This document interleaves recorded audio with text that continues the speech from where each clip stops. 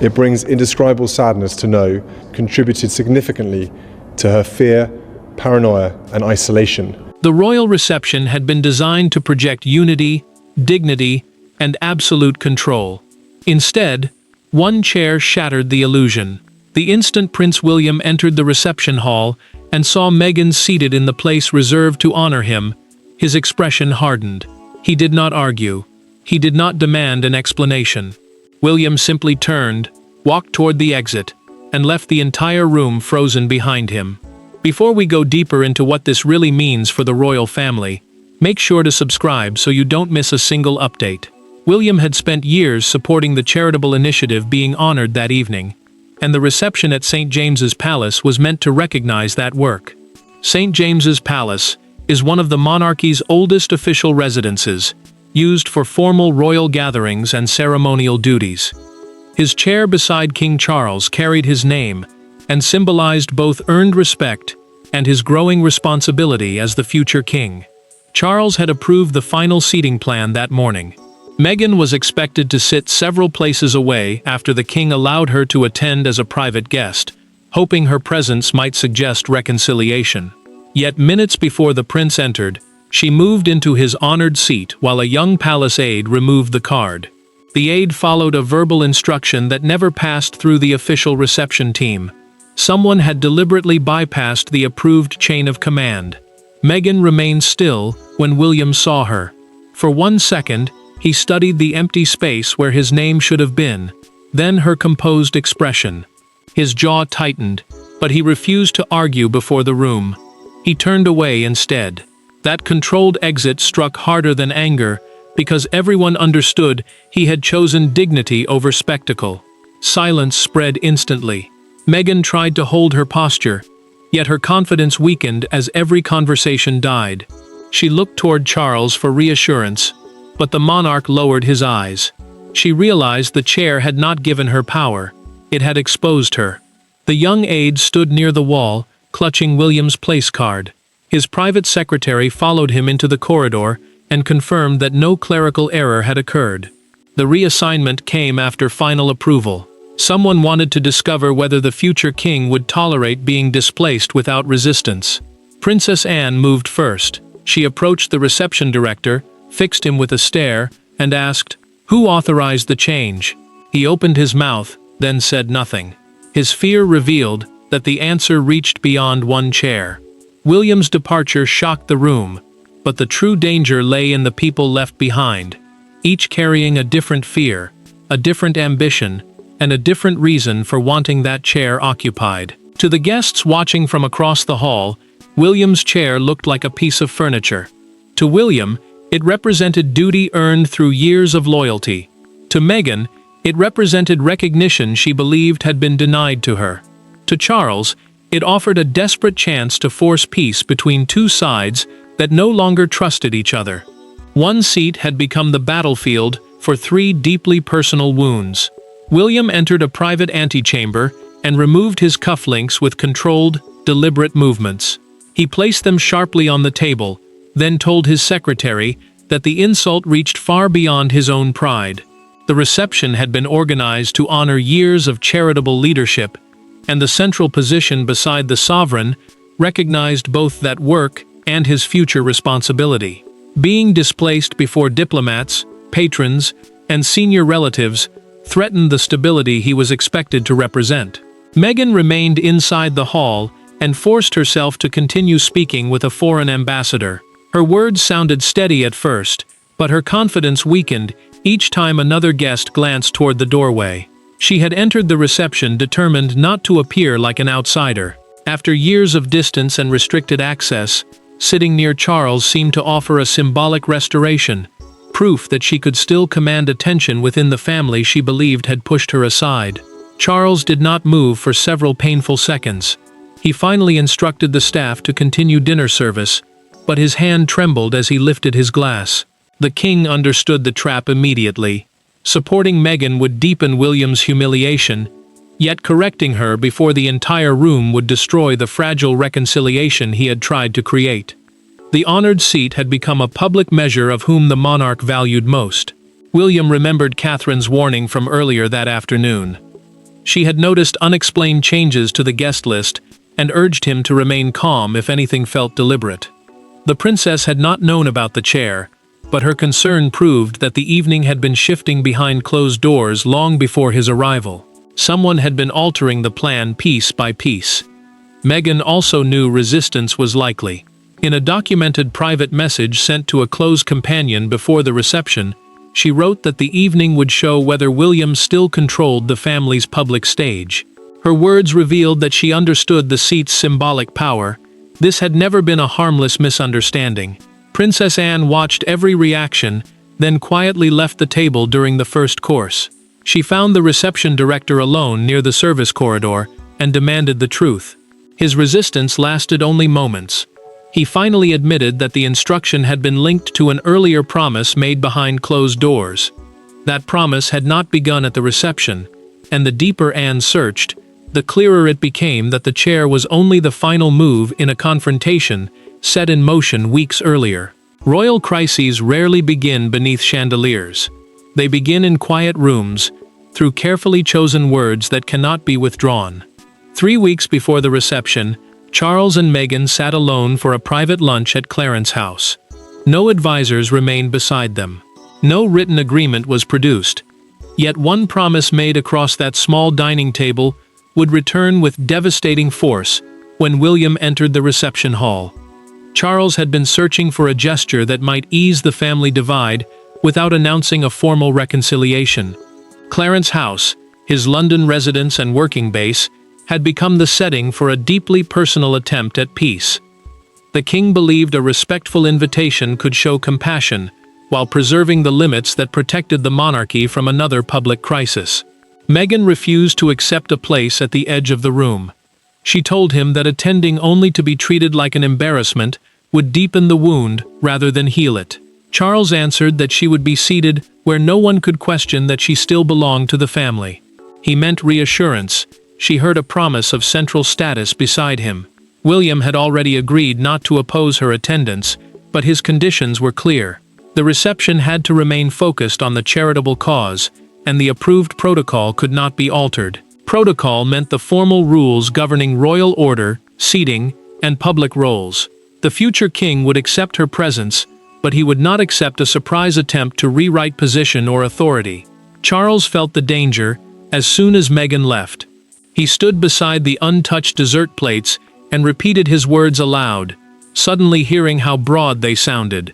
The monarch knew he had offered emotional comfort without defining its limits.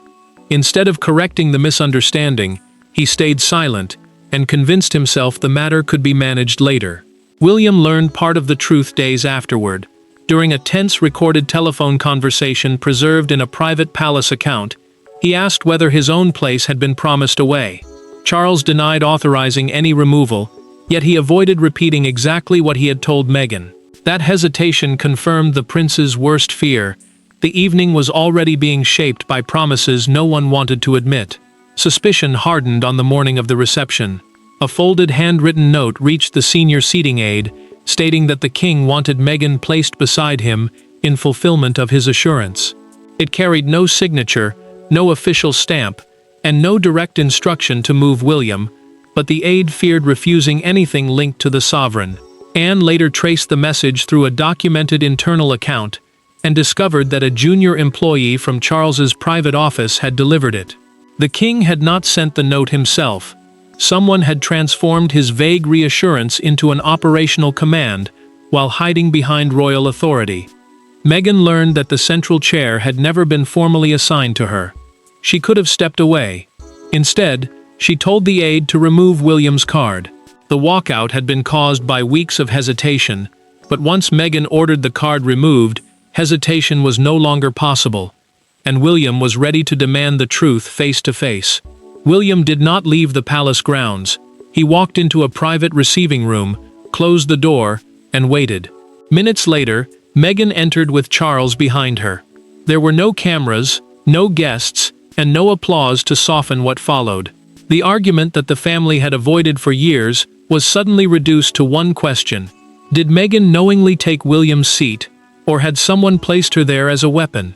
Charles had ordered the reception paused before the tension could spread further. He asked the prince to return privately rather than abandon the evening completely, and William agreed on one condition: he would not resume his place until the seating decision was explained. A receiving room was a formal palace space, used for private meetings away from public ceremonies, but nothing about this meeting felt controlled. William dismissed every aide, including his own secretary. The future king wanted no prepared statements, no softened language, and no official voice standing between the three of them.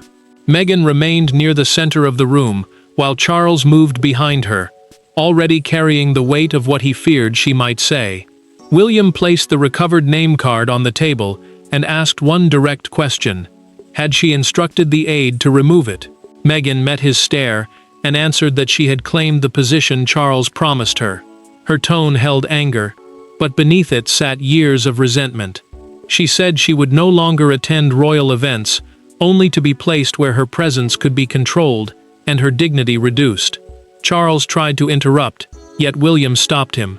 He said the king had offered welcome, not precedence. Precedence meant the formal order deciding where members of the family sit, stand, and appear during official events. Meghan had turned compassion into a public test of power. When she called the chair only symbolic, he struck the table with his palm. "That is exactly why you took it." Meghan did not retreat. She argued that symbolic gestures had been used against her for years, and she had finally refused to accept them quietly. Her pain sounded real, but so did her determination to force recognition on her own terms. Charles finally admitted the truth. He had promised Meghan a visible place beside him, but he had never authorized William's removal. The confession wounded them both. She felt misled. He felt betrayed by his father's careless promise. William asked for one simple statement: admit that taking the chair was wrong. Meghan stayed silent, then said she regretted the reaction, but not the decision to defend her place. He picked up the card and turned toward the door. Anne entered before he could leave. She carried the unsigned note and said a documented palace account proved someone had manipulated Charles's promise to guarantee this collision. The confrontation revealed the pain between William and Meghan, but Anne's evidence shifted the battle toward a more dangerous question: who inside the royal household had wanted that pain to explode publicly? Power inside a palace does not always belong to the person wearing the crown. It belongs to whoever controls the paper, the timing, and the words delivered in the sovereign's name. Anne's unsigned note exposed a hidden chain of decisions stretching from Charles's private office to the reception floor. William's walkout had been emotional, but the machinery behind it was cold, deliberate, and frighteningly precise. Anne placed the note before Charles and explained how serious the breach had become. Seating changes at a major reception normally required written approval from the Lord Chamberlain's team, the royal office responsible for organizing formal ceremonies and official household arrangements.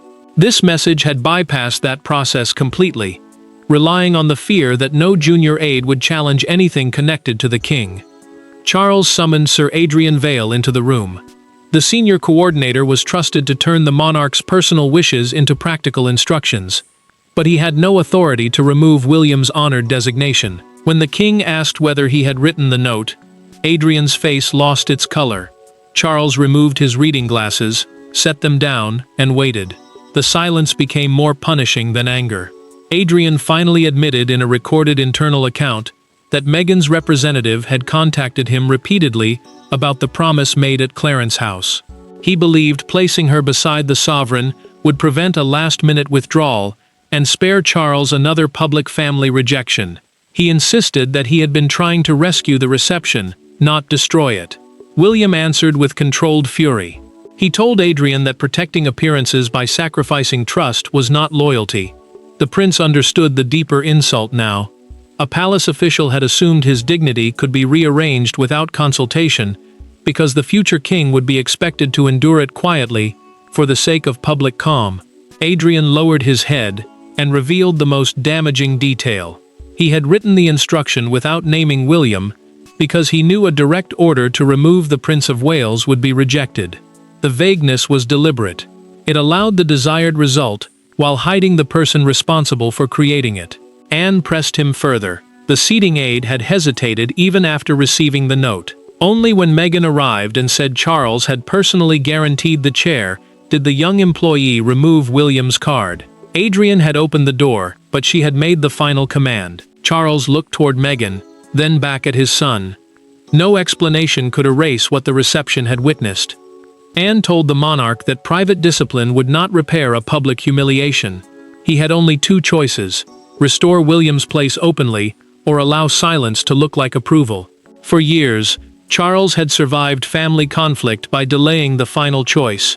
But the empty chair now demanded an answer before the reception doors reopened. When the doors reopened, the guests expected smiles, explanations, and the careful illusion that nothing serious had occurred. Instead, attendants entered the hall and moved the central chairs in full view of everyone.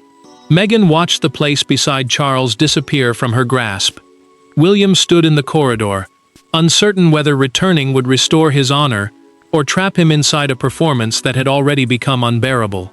Charles ordered the original seating plan restored exactly as approved. William's name card returned to the central chair, while Meghan's assigned place was reinstated farther down the table beside two charitable patrons. The seating plan was the formal arrangement deciding where each guest would sit, and restoring it made one fact unmistakable: the earlier change had never carried proper authority.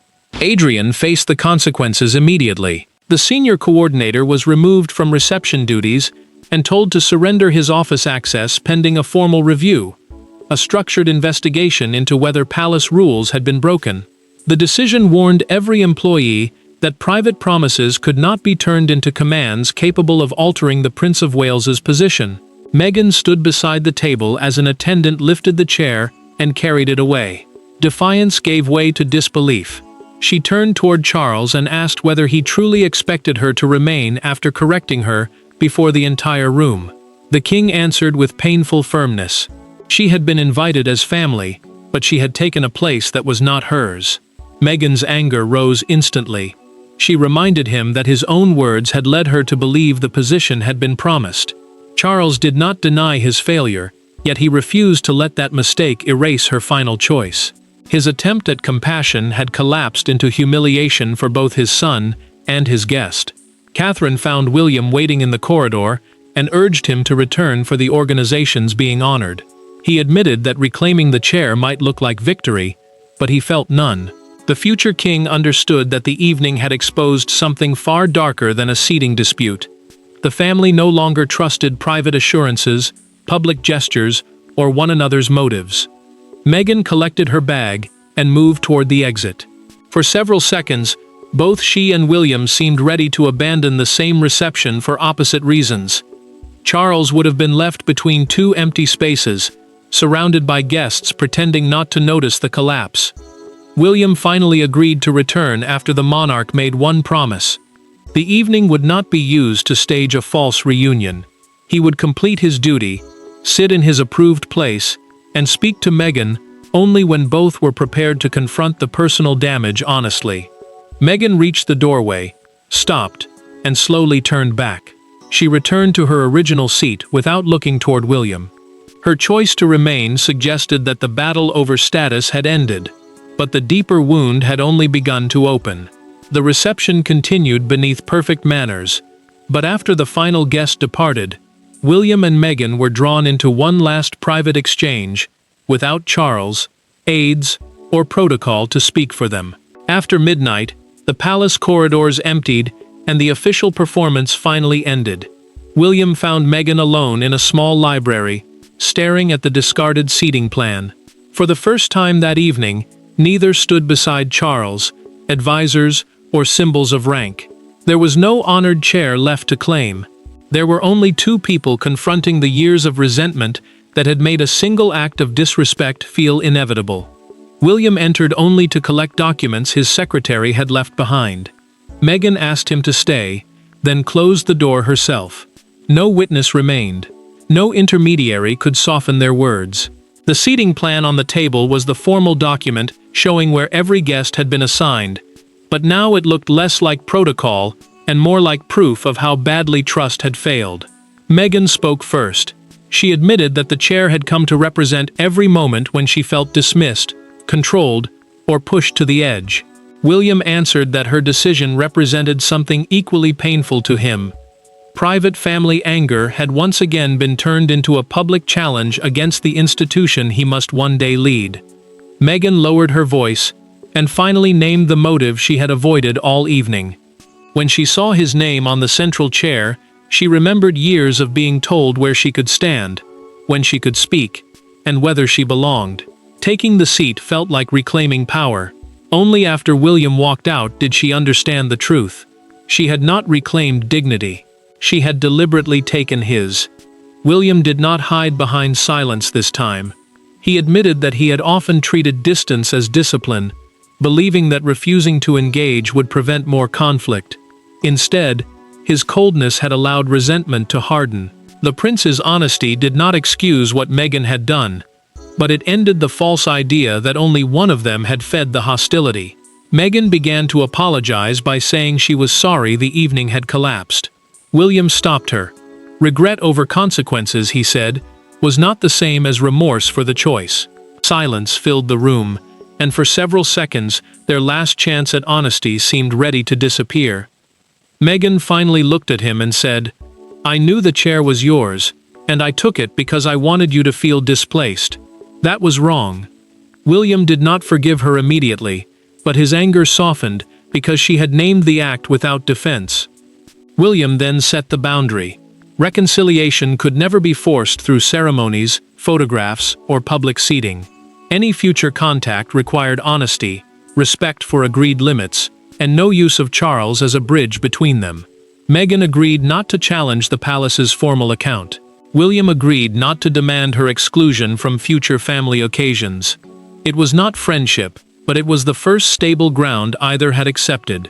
By morning, their private agreement remained hidden, while one unforgettable image from the reception had already escaped the palace and was beginning to define the story for the world. Before dawn, one photograph appeared across every major news platform. William walking toward the reception doors, while Meghan remained seated beside Charles in the background. The image contained no shouting and revealed no explanation, yet it captured humiliation, defiance, and royal paralysis in a single frame. By breakfast, the empty chair was no longer a private family wound. It had become a national symbol. Buckingham Palace responded with a short statement confirming that an unauthorized seating alteration had taken place, and that the approved arrangement was later restored. The palace is the monarch's central administrative headquarters, where official royal communications are issued to the public. The wording avoided personal blame, but it clearly established William as the designated guest of honor, and confirmed that his position had been changed without proper approval. Broadcasters divided almost immediately. Some described the prince's walkout as disciplined restraint, arguing that he had prevented a private insult from becoming a public argument. Others called it dangerous inflexibility. Meghan's role drew equal debate, with commentators asking whether Charles had misled her before she used that confusion to claim status never formally granted.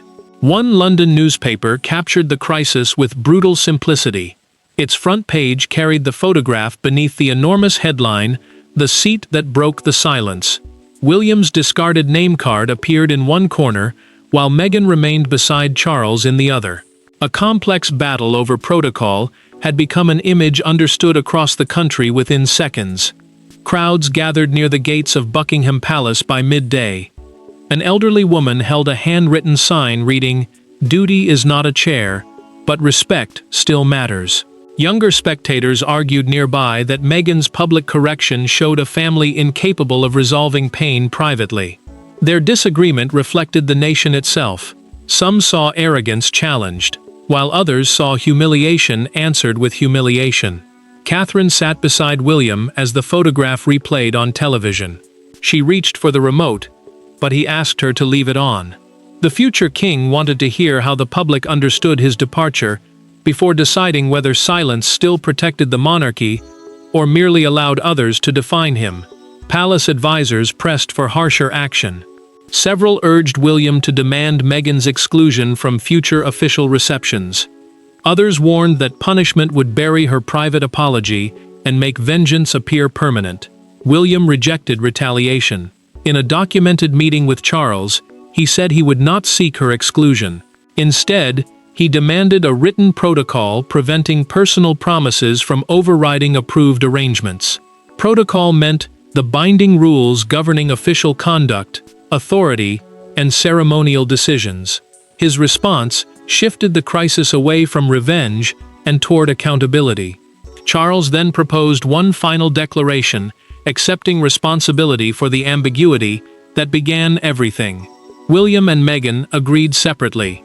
The world had chosen its heroes and villains, but inside the palace, the people who caused the crisis were preparing a final decision that would define what the empty chair truly meant. The final palace statement did not pretend the reception had been a misunderstanding. Charles accepted that his undefined promise created confusion. Meghan acknowledged that she knowingly occupied William's designated place. William admitted that walking away protected his dignity, but also exposed the depth of the family's fracture. For once, the monarchy did not bury the conflict beneath ceremony. It named the failures that had brought everyone to that room. Charles issued a personal declaration and accepted responsibility for allowing compassion to outrun clarity. A personal declaration was a direct public statement made in the monarch's own voice, rather than through anonymous palace language. He admitted that by promising Meghan visible recognition without defining its limits, he had allowed private emotion to interfere with an official event honoring William's years of work. The palace responded with firm safeguards. No verbal assurance could alter an approved ceremonial arrangement, and any future change involving senior family members would require written confirmation from both the sovereign's office and the event director. The sovereign's office was the team acting directly for the monarch, while the event director controlled the practical running of the occasion. Informal influence would no longer be enough. William later explained in a documented private account that the restored chair mattered less than the truth finally spoken. He did not regret leaving, because remaining silently would have made the insult appear acceptable. Yet the prince refused to turn one act of disrespect into permanent punishment.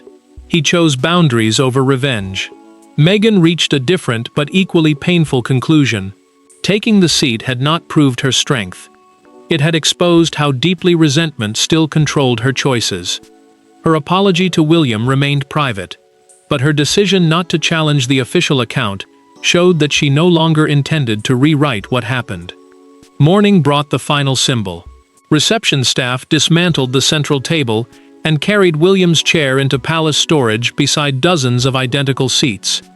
Anne watched it disappear through the service doors and quietly remarked that objects become dangerous only when people force them to carry unspoken grievances.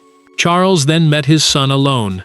The king promised never again to use public occasions as shortcuts toward family reconciliation. William accepted the promise. Their exchange did not erase the damage, but it restored something neither had expected that night: a small measure of trust. The verdict was final. William's walkout was not an abandonment of duty. It was a refusal to let duty become permission for humiliation. Meghan's decision was not a triumphant return to power. It was the moment she recognized the cost of turning hurt into defiance. Charles's failure was not compassion itself, but compassion without honesty. The honored seat was eventually placed back in storage, but the lesson remained in full view. Respect cannot be stolen. Reconciliation cannot be staged. And even inside a monarchy built on ceremony, truth must come before appearance. Thanks for watching. Please don't forget to like and subscribe, and we will see you in next one.